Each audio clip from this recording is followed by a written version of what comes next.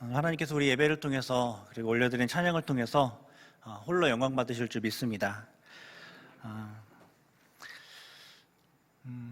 하루는 아버지가 일을 마치고 집에 들어가면서 아이에게 줄 장난감을 샀습니다. 그리고 집에 들어가니까 그리고 아이에게 그 장난감을 주니까 아이가 너무 좋아하는 겁니다. 아이의 좋아하는 모습을 본 아버지는 그 다음 날도 계속해서 장난감을 사주었습니다. 그런데 시간이 지나면서 이상한 일이 일어났는데, 처음에는 아버지를 반기던 아이가 시간이 지나자 아버지는 본체 만체하고 장난감만 찾는 겁니다. 그렇게 장난감을 딱 받아들고 아버지에게는 인사도 하지 않고 방으로 들어가서 나오질 않는 거죠. 만약 여러분이 이 부모라면 어떻게 하겠습니까? 장난감을 다시 사들고 오지 않겠죠. 근데 이런 안타까운 일들이 신앙생활을 하면서 종종 일어나게 됩니다. 하나님께서 우리에게 주신 은혜의 선물이 이것을 너무 당연하게 그리고 무가치하게 받아들이면서 오히려 하나님과의 우리의 관계가 이렇게 깨어지게 되는 상황에 이르게 될 때가 있습니다. 이상한 일이 일어나는 것이죠. 선물을 통해서 선물을 준 사람의 사랑을 생각하지 않고 그저 그 선물 자체에만 눈이 돌아가게 머물게 되고, 그래서 그 선물만을 기다리게 되는 겁니다. 그리고 이번 주에 129주년 기념 예배를 드렸습니다. 하나님께서 우리 가운데 놀라운 은혜를 베풀어 주셨죠. 놀라운 선물들, 복들을 우리 가운데 많이 허락해 주셨습니다. 우리 교회뿐만 아니라 우리 각 개인에게도 이와 같이 많은 은혜를 베푸셨다는 것을 우리가 이번 주에 또 기억하게 되었습니다.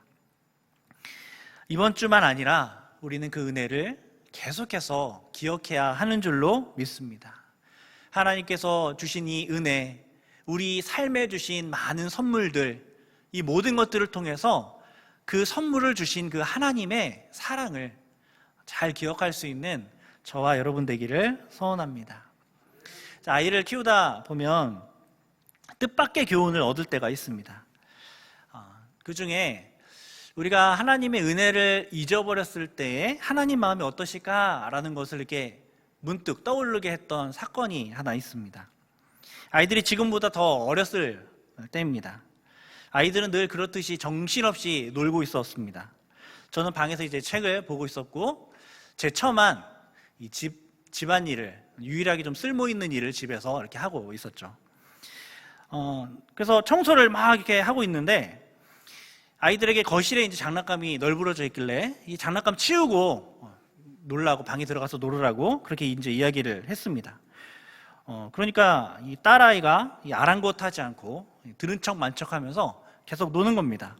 엄마는 치우지 않으면 이 장난감 버릴 거야, 이렇게 얘기를 하는데, 딸아이는 결국 계속 잠깐만을 반복하면서 치우지 않는 겁니다.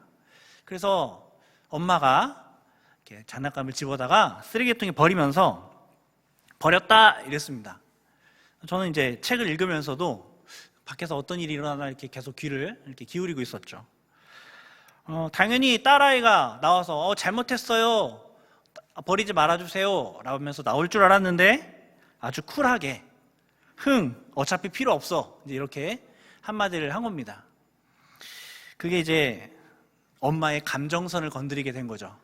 그래서 이제 이 폭발을 했습니다. 그래서 이 아이가 꽤 오랜 시간 동안 생각하는 의자에 앉아서 현관문을 이렇게 계속 쳐다보면서 장난감을 소중히 여기지 못해 죄송합니다를 한 100번 정도는 그렇게 울면서 이렇게 외쳤던 기억이 있습니다. 그리고 엄마는 이제 너한테 다시는 장난감 사주지 않을 거라면서 굳게 언약을 맺었습니다. 그 이제 일들을 이렇게 들으면서 하나님께서 우리에게 주신 은혜를 기억하지 않는 것이 그러면 하나님의 마음이 어떨까라는 생각들을 이렇게 하게 됐습니다. 고작 선물해 준 그 장난감조차, 그것조차 아끼지 않은 것도 이렇게 화가 나고 이렇게 속상한데, 하나님께서 자신의 독생자를 십자가에 내어주면서까지 선물을 주신 그 은혜를 우리가 하찮게 생각한다면 아버지 하나님의 마음이 어떠실까라는 생각을 해보게 된 거죠. 은혜를 기억해야 합니다. 그리고 그 은혜에 우리는 마음 다해서 감사하고 또 이렇게 지금처럼 찬양을 올려드리고 예배를 드리면서 하나님께 영광을 돌리는 것이 마땅하죠. 이렇게 하나님이 우리에게 주신 은혜와 복들을 생각하면서 우리가 더 나아가 생각할 것이 있습니다. 그것은 우리가 하나님이 주신 은혜, 하나님이 주신 모든 삶의 모든 복들, 이것들을 가지고 우리가 과연 하나님 앞에 얼마나 영광을 돌렸을까 하는 것을 우리가 돌아볼 필요가 있습니다. 때때로 우리는 하나님이 우리 가운데 주신 선물들, 하나님이 우리의 삶에 가져다 주신 모든 복들을, 그것들을 가지고 하나님께 영광을 돌리지 않고 우리의 목이 고다지고 우리의 어깨가 펴지며 사람들 앞에 교만해야 할 때가 있는 것도 같습니다. 하나님이 주신 복을 가지고 죄악의 도구로, 하나님이 주신 자유를 가지고 마음껏 죄를 짓고 방탕하는 그러한 방법으로 우리가 사용할 때가 종종 있는 것이죠. 우리가 오늘 말씀을 보면서도 이런 안타까운 일들이 기록되어 있는 것을 보게 됩니다. 하나님께서 여리고 전투에서 승리하게 하셨습니다. 이거 너무나 큰 은혜이고 복이고 선물입니다. 이 여리고 성을 무너뜨린 이 일들이 얼마나 귀한 일이고 얼마나 기적과 같은 일입니까? 너무나 큰 선물이죠. 이 선물을 받은 이스라엘은 하나님의 명령에 따라서 하나님이 말씀하신 대로 모든 전리품을 불태우면서 하나님 앞에 영광을 올려드렸어야 합니다. 근데 유다 지파 세라의 증손 삽디의 손자 갈미의 아들 아간이 온전히 바친 이 물건을 몰래 취하면서 자기 주머니로 집어넣은 그러한 범죄를 저지르게 된 것이죠. 그리고 이 일들로 인해서 그 다음 전투인 아이성 전투에서 패배하게 됩니다. 이 일로 인해 하나님께 엎드려서 우리 여호수아가 기도를 하게 되죠. 그러자 하나님께서는 여호수아에게 이 백성을 거룩하게 해야 된다 이렇게 말씀을 하시는 것이죠. 그 명령을 하시게 됩니다. 그리고 여리고의 전리품을 온전히 바치지 않은 그 죄를 이스라엘에서 완전히 제하여 버려야 한다라고 말씀을 하시고 그 일들을 어떻게 시행하시는지가 오늘 우리가 읽은 말씀에 나와 있는 내용입니다. 참으로 안타깝게도 하나님께서 주신 이 승리의 선물이 오히려 큰 저주가 되어버린 그 안타까운 일들이 오늘 말씀 앞에 기록되어 있습니다. 주님께서 주시는 승리 앞에서 잘못 행동했을 때 오히려 이 승리 후에 저주를 받게 되는 것이죠. 우리도 이 말씀을 통해서 우리도 우리 자신의 삶을 돌아보아야 하고 우리가 과연 하나님께서 주신 선물과 하나님께서 주신 승리를 잘 가지고 하나님께 영광을 돌리고 있는지를 돌아보아야 할 것입니다.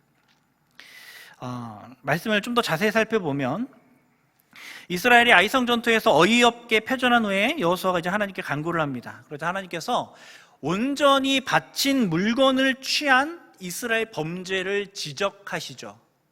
그리고 13절에 말씀합니다. 우리 함께 13절 말씀을 같이 읽어보도록 하겠습니다. 시작. 너는 일어나서 백성을 거룩하게 하여 이르기를 너희는 내일을 위하여 스스로 거룩하게 하라. 이스라엘의 하나님 여호와의 말씀에 이스라엘아 너희 가운데에 온전히 바친 물건이 있나니 너희가 그 온전히 바친 물건을 너희 가운데에서 제하기까지는 내 원수들 앞에 능히 맞서지 못하리라. 아멘. 이 일들을 완전하게 해소하지 않으면 다시는 너희에게 승리가 주어지지 않을 거다라고 말씀을 하고 있는 것이죠. 하나님께서 이렇게 말씀하시는 것이 지극히 당연합니다. 하나님께서 이스라엘이 이제 지금 가나안 땅에 들어가는 전투를 하고 있잖아요. 이스라엘이 가나안 땅에 들어가도록 하시는 이유가 무엇일까요? 그들로 하여금 전쟁에서 승리하게 하시는 이유가 무엇일까요?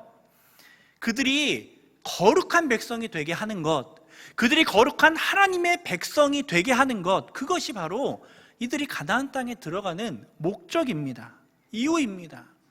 하나님께서는 이스라엘 백성들이 넓은 땅에 살게 하기 위해서 지금 이렇게 하시는 것이 아니에요. 이스라엘 백성들이 싸움의 전문가가 되게 하기 위해서 지금 이렇게 하시는 것이 아닙니다. 부자 되게 하기 위해서, 권세가 있게 하기 위해서 지금 이렇게 하시는 것이 아닙니다. 물론 그것이 부수적인 결과가 될 수는 있겠죠. 하지만 정말 하나님께서 지금 이스라엘 백성들을 가나안 땅에 데리고 들어가시고 이 모든 승리를 주시는 이유는 하나님의 말씀에 순종하는 백성이 되고, 그래서 구원에 이르는 백성이 되고 거룩한 백성이 되게 하기 위해서, 하나님의 자녀된 자들이 되게 하기 위해서 지금 이 가나안 땅에 들어가게 하신다는 것입니다. 그게 목적이에요. 죄를 완전히 멸절하게 하는 것이 목적입니다. 그런데 죄를 짓지 말고 멸절하라고 승리를 주셨는데, 이 아간이 그 승리를 가지고 죄를 취하였던 것입니다. 그 자유를 가지고 죄를 취하였던 것이죠. 상황이 이러하다면 하나님께서는 더 이상 승리를 줄 수가 없는 것입니다.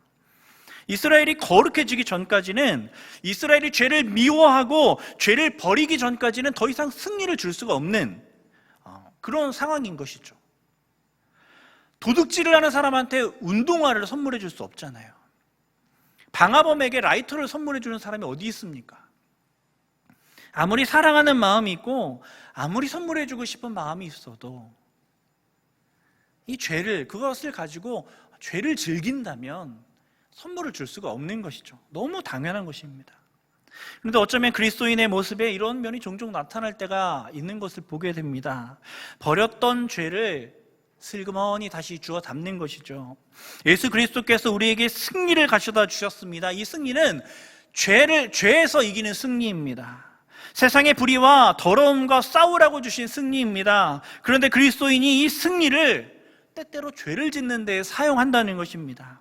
주님께서는 약한 자를 위로하시고 소외된 자를 일으키셨는데, 그리스도인들이 하나님이 주신 이 승리로 강한 자가 되어 떵떵거리고 싶어하고 명예를 얻게 되어 자랑하고 싶어하고 자꾸 죄를 주워 담는 것입니다. 가치 없다 여겼던 그 모든 것들을 다시 주워 담는 것이죠. 주님께서 죄인인 우리들을 위해서 죽으셨는데, 그리스도인들은 계속 험담하고 여전히 미워하고 여전히 시기합니다. 주님께서는 십자가에서 세상에 속한 모든 욕심을 다 짊어지고 돌아가셨는데, 그리스도인들은 다시 이 세상의 욕심들을 주머니 하나라도 더 집어넣으려고 아둥바둥 거리는 모습들이 종종 나타나게 되는 것이죠. 죄를 주워 담는 그리스도인은 결코 승리하는 삶을 살아갈 수가 없습니다. 이것은 어쩔 수가 없습니다. 하나님이 사랑이 없으셔서가 아닙니다. 죄를 사랑하는 자에게 어떻게 성령을 부어주실 수 있겠습니까? 그리하여서 하나님께서는 여호수아에게 너는 일어나서 백성을 거룩하게 하라 명령하는 것입니다.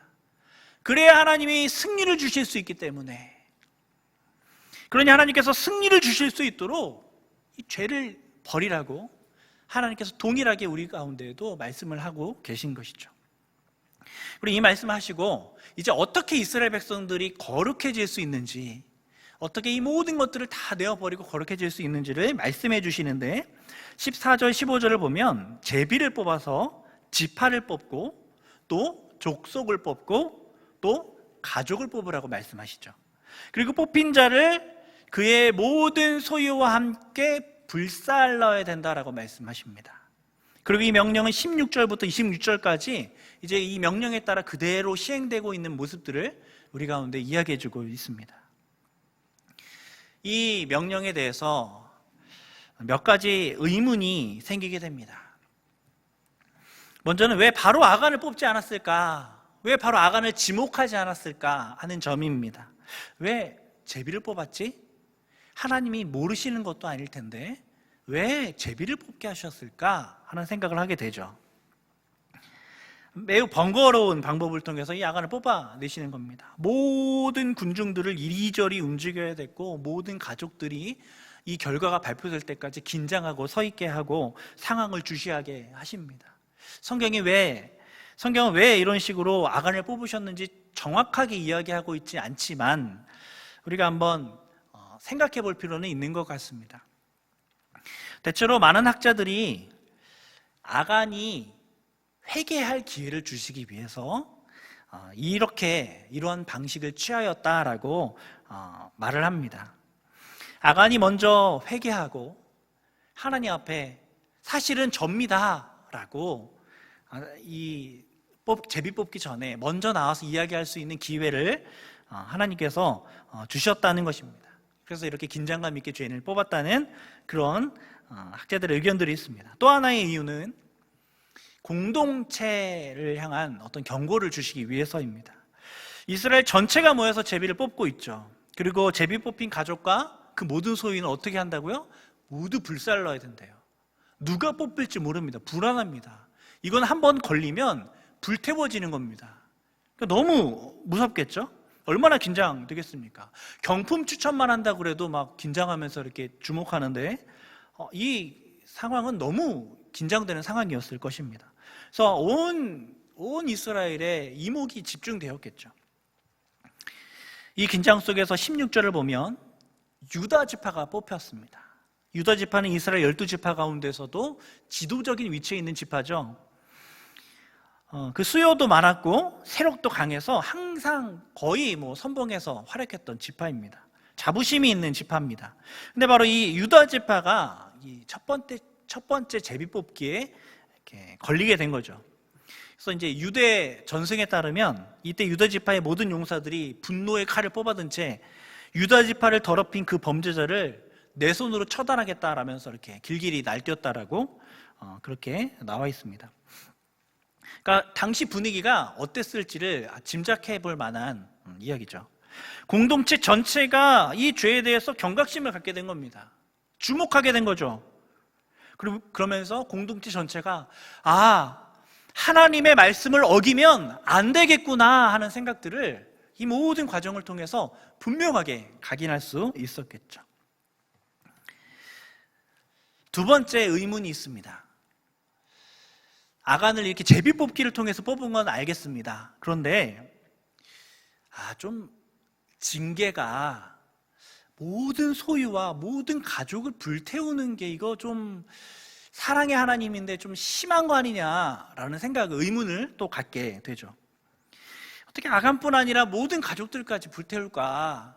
너무 힘든 일인데 20절, 21절 보면 선출된 아간이 하나님께 범죄한 것을 시인하는 장면도 기록되어 있습니다.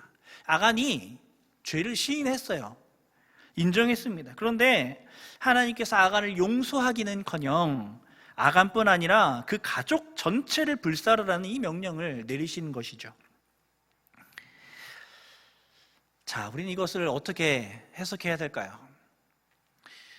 본문을 조금 더 자세히 들여다보면 우리가 아간이 진정으로 회개의 모습을 보여준 것일까 하는 의문이 들게 됩니다.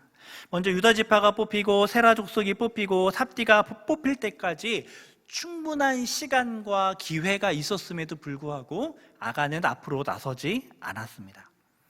20절, 21절의 회개의 그 고백들 속에서도 간절하게 이 모든 죄를 하나님 앞에 자복하고 죄라고 인정하면서 회개하는 모습이라기보다는 그저 변명하고 있는 모습과 흡사합니다.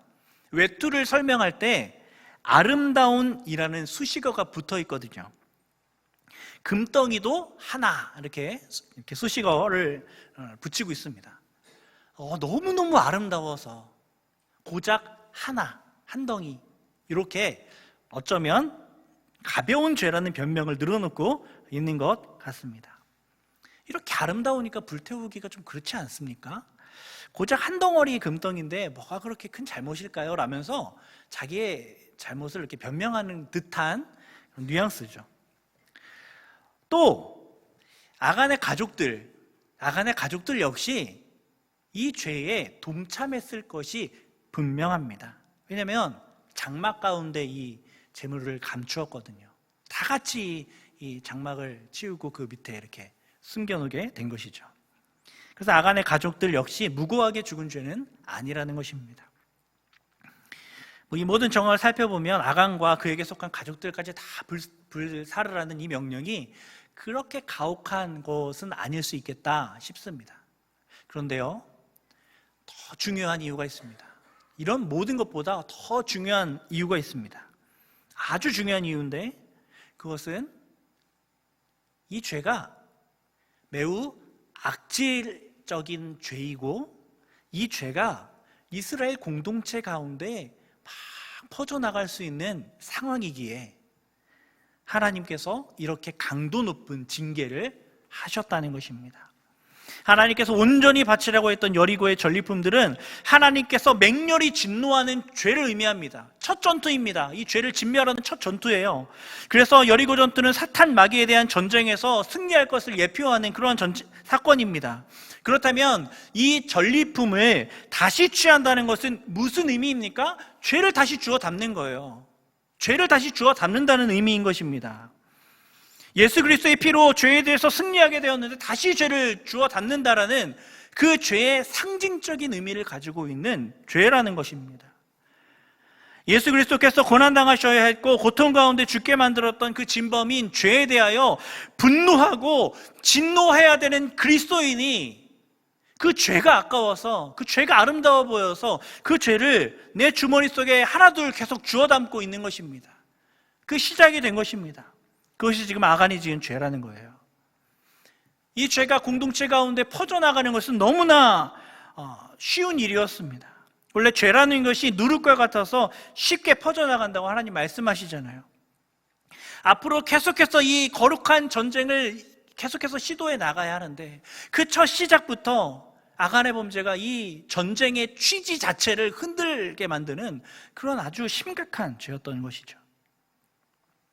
보통의 전쟁을 할 때에도 사기를 떨어뜨리는 행동을 한 병사에 대해서 엄중하게 처벌하는데 하나님의 전쟁을 할 때 이 죄는 결코 가벼운 죄가 아니었던 것입니다. 그래서 이 죄가 너무 악질적이기에 더더욱 엄중히 다루어질 필요가 있었던 것입니다.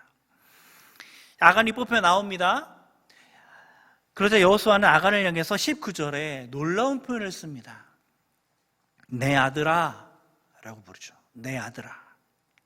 일부 학자들은 여호수아가 아간을 비아냥거리면서 이렇게 내 아들아 라고 불렀다고 하지만 이 전후 문맥을 봤을 때는 여기서 내 아들아 라는 것이 그런 조롱의 의미 같지는 않습니다. 여호수아는 실제로 아간을 아들처럼 생각했을지 모르겠습니다. 영적인 지도자로 이 아간을 아들처럼 생각했을지 모르겠습니다. 그만큼 친밀하고 사랑했다는 것이죠. 근데 범죄했으니까 어쩔 수가 없는 것입니다. 24절부터 보면 여호수아가 이스라엘 모든 사람과 더불어 아간을 잡고 그 외투 금덩이 아들들 딸들 소들 나귀들 양들 장막과 그에 속한 모든 것을 이끌고 아골 골짜기로 갑니다. 거기서 여호수아는 절규하며 책망합니다. 어찌하여 우리를 괴롭게 하였느냐? 여호와께서 오늘 너를 괴롭게 하실 것이다. 그 다음에 온 이스라엘이 그를 돌로 치고 물건들도 돌로 치고 불사르고 돌무더기를 크게 쌓았습니다. 완전히 저주하면서 태워버리고 돌을 쌓아놓은 것이죠. 누구에게요? 아들에게요.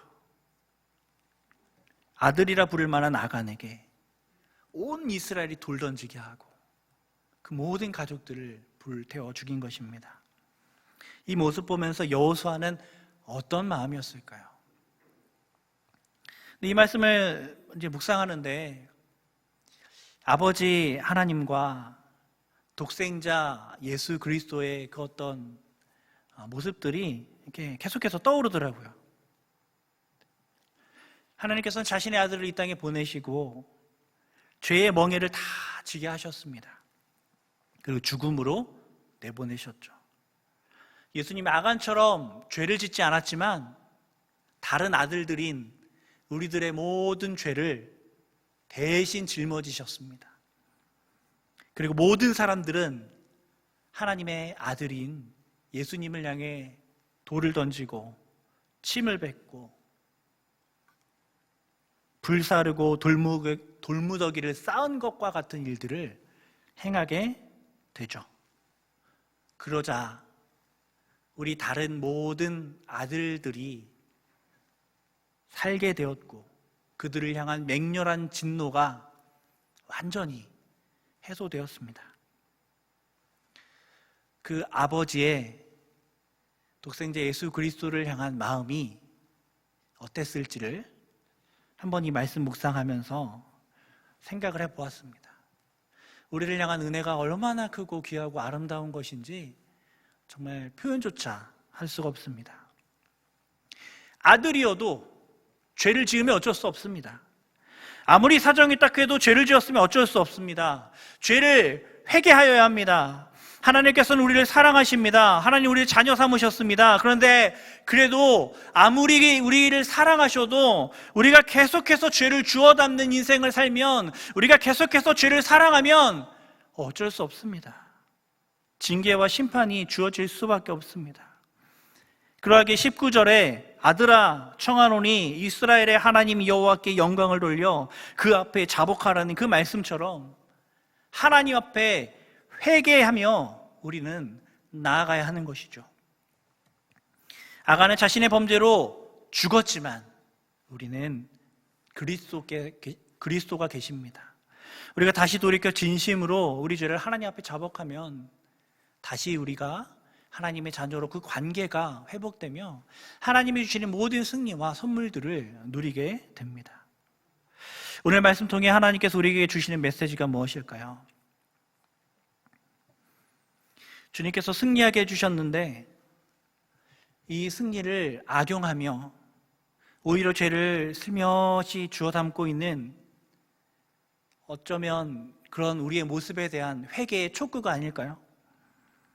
죄를 주워 담는 일이 그리스도인에게 있어서는 안 됩니다. 세상의 가치를 다시 끌어담아 세상의 가치로 내 자신을 높이려 하고 세상의 방식대로 살아가려고 하는 그 모든 죄와 하나님의 은혜를 무시하는 그러한 행동들을 우리는 지금 즉시 중지해야 합니다. 하나님께서 아간에게 주셨던 기회처럼 우리에게도 회개할 수 있는 충분한 기회를 주십니다. 오늘도 하나님 주시는 회개의 기회죠. 거룩하지 않은 백성에게 더 이상 승리는 없습니다. 우리 주머니 속에 넣어두었던 죄를 꺼내 하나님 앞에 다 쏟아내지 않고서는 원수들 앞에 능히 맞설 힘이 우리 가운데 없게 됩니다. 혹시 숨겨두었던 죄가 있다면 하나님 앞에 내어놓고 장막 안에 땅에 이것쯤은 괜찮겠지 하면서 넣어두었던 죄가 있다면 다시 하나님 앞에 꺼내놓고 오늘 말씀 기억하면서 우리 그리스도를 바라보면서 그 모든 죄를 불태워 하나님이 주시는 모든 승리를, 하나님이 주시는 모든 복을 받아 누리는 저와 여러분 되기를 간절히 소원합니다. 기도하겠습니다. 사랑이 많으신 아버지 하나님, 이 저녁에도 우리 가운데 말씀을 허락하여 주시고 하나님의 말씀으로 우리 자신을 돌아보며 하나님 앞에 더 정결하게 나아갈 수 있게 하시는 애 감사드립니다. 주님, 우리가 이 말씀 마음 가운데 새기면서 혹 우리가 부지중에라도 짓고 있는 모든 죄와 더러운 부분들까지 하나님 앞에 내어놓는 자 되게 하여 주시고, 하나님을 사랑하지 않고 죄를 사랑하는 모습이 우리 가운데 있다면 그 모든 모습들 돌이켜 하나님께로 다시 나아갈 수 있는 거룩한 하나님의 자녀의 모습으로 회복되게 하여 주시옵소서. 말씀하신 주님께서 우리의 삶 가운데, 우리의 생각 가운데, 우리의 말 가운데 이루실 줄 믿고 감사드리며 예수님 이름으로 기도드립니다. 아멘.